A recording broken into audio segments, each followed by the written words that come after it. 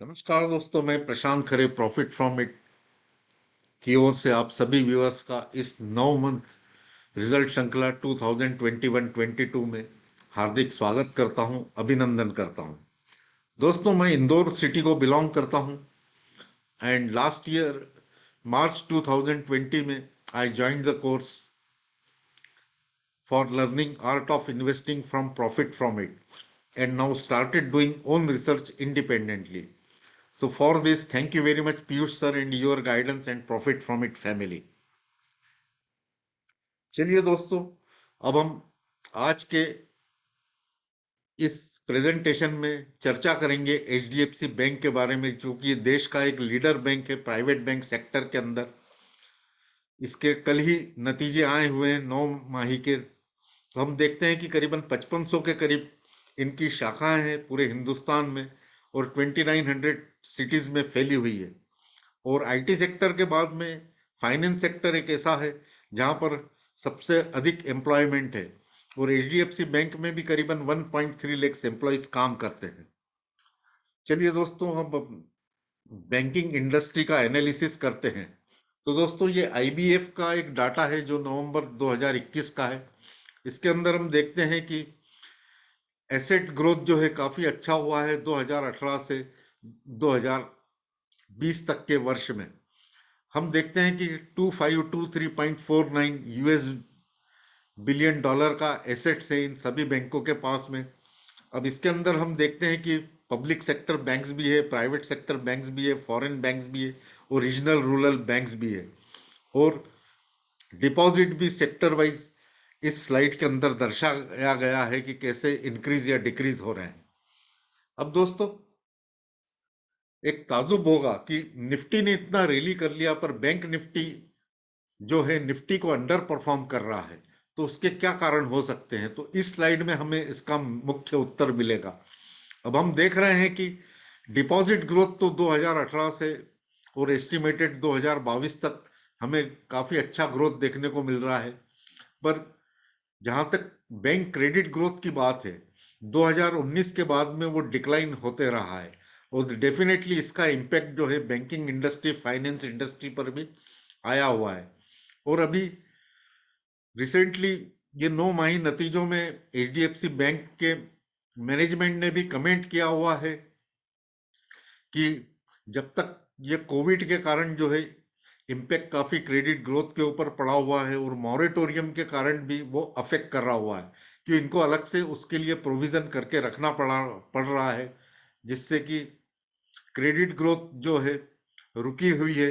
और वो उम्मीद करते हैं कि जैसे ही ये सब क्लियर हो जाएगा तो इस इंडस्ट्री के अंदर हम वापस से क्रेडिट ग्रोथ देखेंगे। तो ये टाइमिंग खराबी है दोस्तों, थोड़ा हमें पेशेंस रखना पड़ेगा। अब दोस्तों, बैंकिंग इंडस्ट्री के बारे में बात करते हैं तो जैसे प्रधानमंत्री जनधन योजना जो गवर्नमेंट इनिशिएटिव्स है, इसमें कई आम नागरिक, lower class, lower middle class, महिलाओं, इन सब के बैंकों में खाते खुले हुए हैं, जिससे कि ये बैंकिंग इंडस्ट्री की मुख्य धारा में आए हैं। इसके अलावा अटल पेंशन योजना और प्रधानमंत्री जीवन ज्योति बीमा योजना भी ने भी इसमें काफी सहयोग किया हुआ है। दोस्तों, अब हम बात करते हैं कि सभी बैंक का मार्केट कैप कितना है। तो यहाँ पर मैंने सभी ऑर्गेनाइज प्लेयर जो लीडर्स है उनका डाटा आपके सामने प्रस्तुत कर रहा हूँ। तो प्राइवेट बैंक्स हम देखते हैं कि 16 लिए हुए हैं मैंने, 5 स्मॉल फाइनेंस बैंक्स लिए हुए हैं और 13 पीएसयू बैंक्स लिए हुए हैं। टोटल हम देखते हैं कि 34 बैंक्स का मार्केट कैप जो है 3,40,000 करोड़ रुपए के करीब आ रहा है।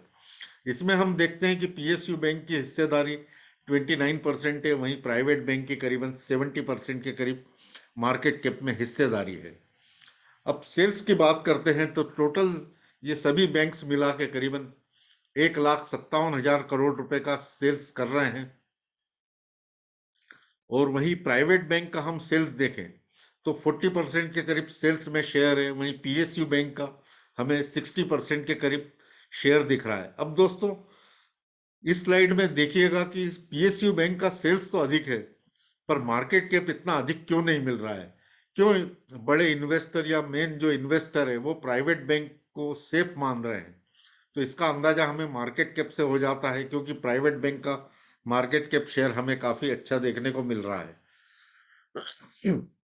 अब हम बात करते हैं प्रॉफिट की, तो ये सभी बैंक मिला के करीबन 1,20,000 करोड़ रुपए का प्रॉफिट करती है, जिसमें से प्राइवेट बैंक का अकेला 62% के करीब योगदान है, वहीं पीएसयू बैंक का इससे आधा भी नहीं है, और स्मॉल फाइनेंस बैंक का जस्ट 8% के करीब मार्केट शेयर है प्रॉफिट में।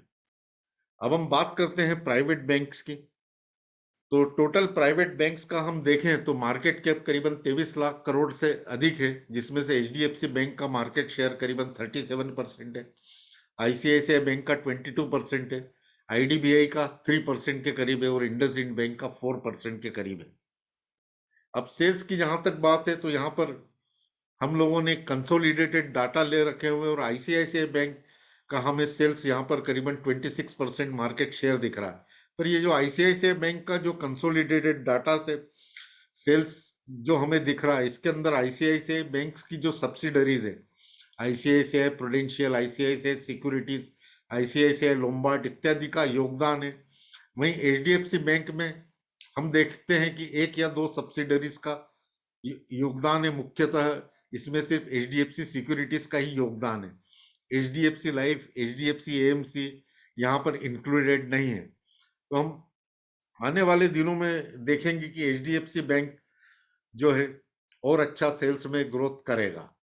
अब प्रॉफिट की बात है, तो प्रॉफिट सब बैंक मिला के करीबन 75,000 करोड़ का करते हैं, जिसमें से एचडीएफसी बैंक का प्रॉफिट शेयर 40% है, वहीं आईसीआईसीआई बैंक का 26% है, कोटक महिंद्रा बैंक का 13% है, और आईडीबीआई बैंक का 1.8% के करीब प्रॉफिट में शेयर है।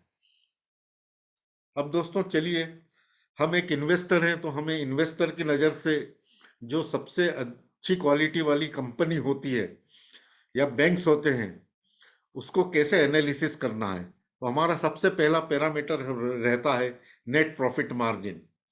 तो नेट प्रॉफिट मार्जिन यहाँ हम देख रहे हैं कि जो भी बैंक आपको इस स्लाइड में दिख रहे हैं, इनका करीब एवरेज 12 के करीब नेट प्रॉफिट मार्जिन आ रहा है। वहीं यस बैंक का तो नेगेटिव में है, और एचडीएफसी बैंक यहाँ पर सभी बैंक से स्कोर कर रहा है। करीबन 2021 के एनुअल डाटा के हिसाब से 20 का नेट पर प्रॉफिट मार्जिन एचडीएफसी बैंक का आया है।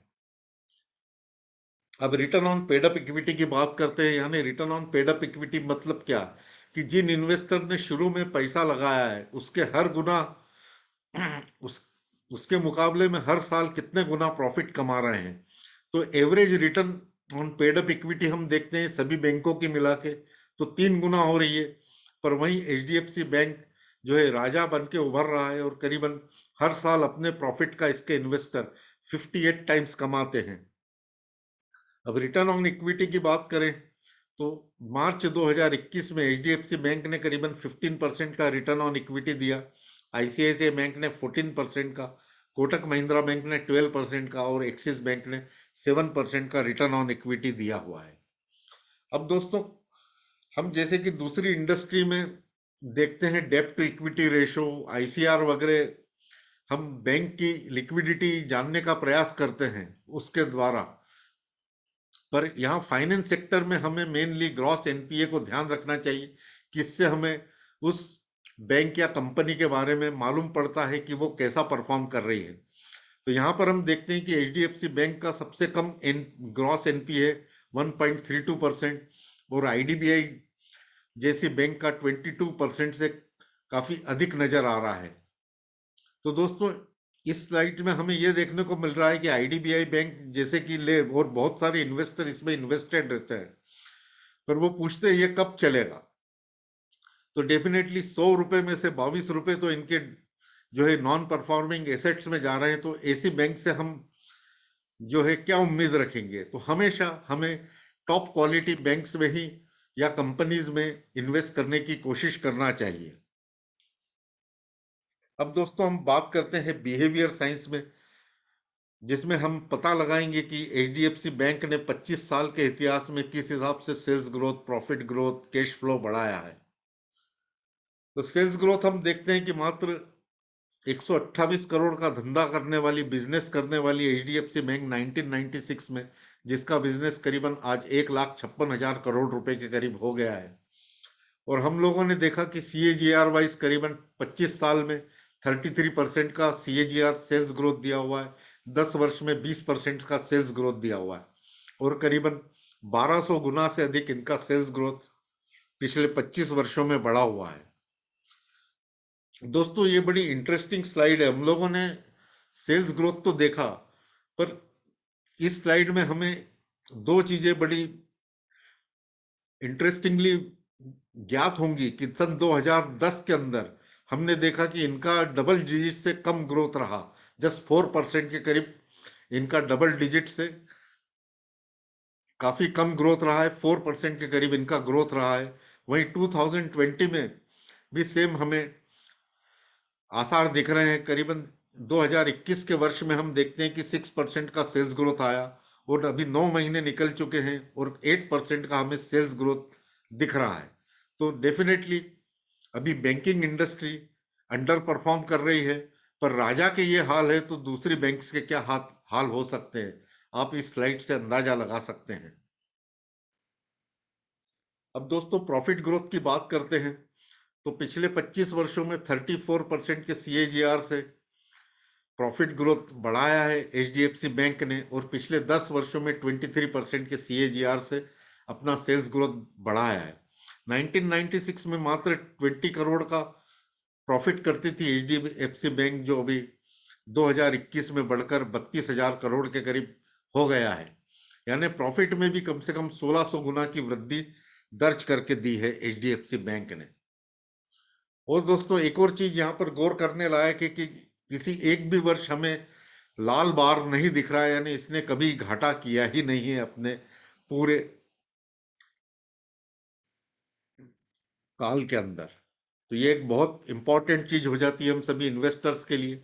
अब रिजर्व्स की बात करें तो मात्र 21 करोड़ का रिजर्व 1996 में था, जो बढ़कर अभी 2,10,000 करोड़ के करीब हो गया है। यानी रिजर्व्स में भी हमें करीबन 10,000 गुना वृद्धि इस स्लाइड्स के अनुसार दिख रही है। अब नेट प्रॉफिट मार्जिन जो है, ये ऐतिहासिक डाटा मैंने लिए हुए हैं, और हम देखते हैं कि करीबन 15 से 20% के मार्जिन के ऊपर HDFC बैंक ने अपना बिजनेस किया हुआ है। और रिटर्न ऑन इक्विटी की जहां तक बात है, हमेशा इसने GDP को आउट परफॉर्म ही किया हुआ है, इसलिए पैसा भी काफी अच्छा बना है। अब दोस्तों चलिए करंट ट्रेंड्स की क्या हाल है। तो दोस्तों यहाँ पर इस स्लाइड में आप देखेंगे मैंने YOY रिजल्ट लिए हुए हैं पिछले 4 क्वार्टर के।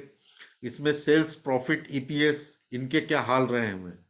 तो हम देखते हैं कि जब 12 मंथ के नतीजे आए तो HDFC बैंक ने सालाना करीबन 6% का सेल्स ग्रोथ किया, जबकि उस टाइम GDP हमारा नेगेटिव चल रहा था। प्रॉफिट ग्रोथ और EPS ग्रोथ हमें 17% का देखने को मिला, और मार्जिन 10% के करीब देखने को मिले। अब Q1 आते आते हम लोगों ने थोड़ा म्यूटेड सेल्स ग्रोथ पाया 5% का, और 14% के करीब प्रॉफिट ग्रोथ और EPS ग्रोथ देखा, और 9% के करीब मार्जिन ग्रोथ था। H1 आते आते 7% का हमें सेल्स ग्रोथ देखने को मिला, 16% का प्रॉफिट ग्रोथ और EPS ग्रोथ देखने को मिला, और 9% का नेट प्रॉफिट मार्जिन देखने को मिला। 9 मंथ जिसके नतीजे अभी कल ही आए हैं, इसमें हमें 8% का सेल्स ग्रोथ देखने को मिला हुआ है, 18% और 17% का प्रॉफिट और EPS ग्रोथ देखने को मिला हुआ है, और नेट प्रॉफिट मार्जिन 10% देखने को मिला है। तो चलिए दोस्तों, अब अगली स्लाइड हमें क्या दर्शाती है। तो अगली स्लाइड में हम देखते हैं कि ये शेयर होल्डिंग पैटर्न है, जहां पर मैंने कंपेरेटिव डाटा लिए हुए हैं सन 2001 और 2021 के। हम इस स्लाइड में देखते हैं कि प्रमोटर ने अपना 2% होल्डिंग जो है 2021 में कम कर दिया, वहीं म्यूचुअल फंड ने अपना स्टेक जो है 10% से बढ़ाकर 16% कर दिया। FPI यानी फॉरेन पोर्टफोलियो इन्वेस्टर ने अपना स्टेक ऑलमोस्ट डबल कर दिया, 22% के मुकाबले 40% कर दिया। बैंक्स और इंश्योरेंस ने अपना स्टेक घटाया है, और रिटेल एज इन्वेस्टर ने भी एज यूजुअल 23% से घट के 13% ही रह गए हैं। अब दोस्तों हम बात करते हैं GNPA की, ग्रॉस NPA।